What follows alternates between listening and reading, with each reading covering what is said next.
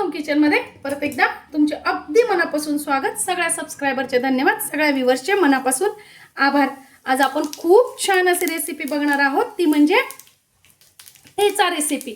तर बघा, त्यासाठी मी अगदी एक चमचा, छोटा एक टेबलस्पून पोहे खायच्या चमच्याने तेल टाकून घेतलेलं आहे तव्यावरती। आणि आपण काय करणार आहे, त्यात जिरे टाकलेले आहेत एक चमचा, थोडासा मी लसूण घातलेला आहे। बघा, या पद्धतीने लसूण आपल्याला एखादा मिनिट फक्त परतून घ्यायचा आहे। आज आपण खूप सुंदर रेसिपी बघणार आहोत, तो म्हणजे कैरीचा ठेचा।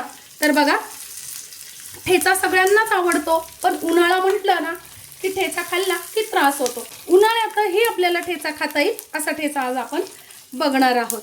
तर आज आपण कैरीचा ठेचा बघणार आहोत। तर बघा, खूप सुंदर रेसिपी आहे, सोपी पण आहे, घरातल्या साहित्यातही आहे। तर बघा, मी इथे जिरे घेतलेले आहेत एक चमचा, परतून घेतले छान। 1 इंच घेतलेले आल्याचा तुकडा आणि 8-10 लसणाच्या पाकळ्या आपण पहिल्यांदा 1 ते 1.5 चमचा टाकून छान परतून घेतलेले आहेत।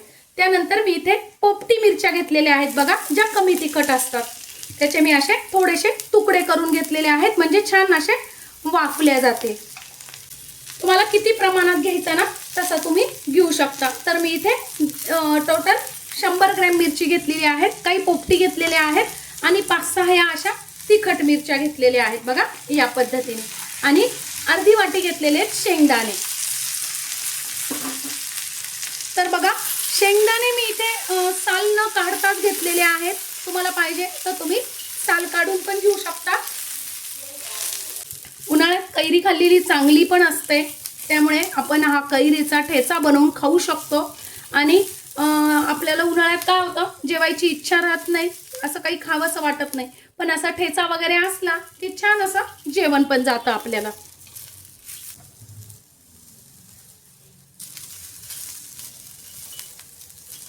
आता बघा, मिरचीला आणि शेंगदाणे असे छान काळे डाग पडलेले आहेत, काळे डागपर्यंत आपण छान परतून घेतले। आता मी इथे घेतलेली आहे एक कैरी, ही तोतापुरी कैरी घेतलेली आहे। ही कैरी जास्ती आंबट नसते, त्यामुळे मी घेतलेली आहे। तुम्हाला जर आंबट खूप आवडत असेल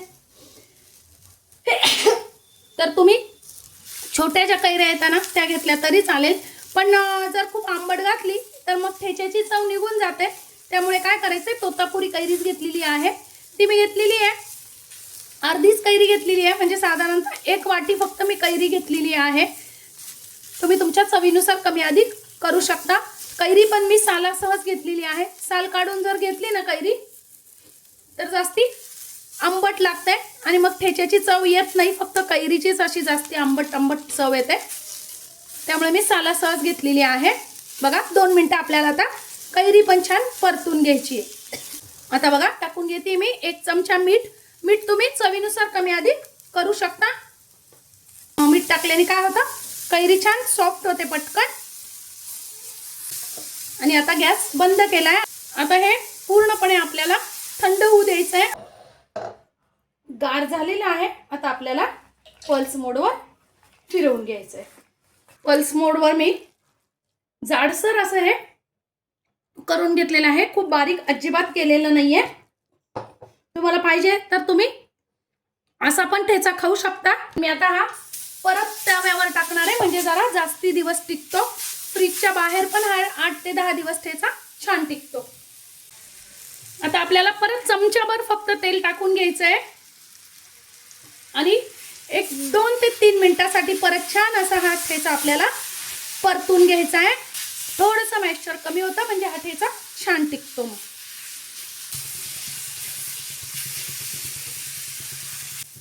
बघा, काय मस्त असा आपला 2 ते 3 मिनिटं झालेले आहेत। मी थोडासा परतून घेतलेला आहे।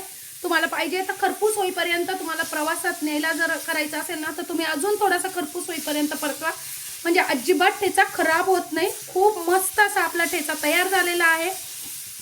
आजचा माझा हा कैरीचा उन्हाळा स्पेशल ठेचा तुम्हाला कसा वाटला कमेंट्समध्ये नक्की सांगा। चॅनलवर नवीन असाल तर चॅनलला लाईक, सबस्क्राईब आणि शेअर करा। धन्यवाद।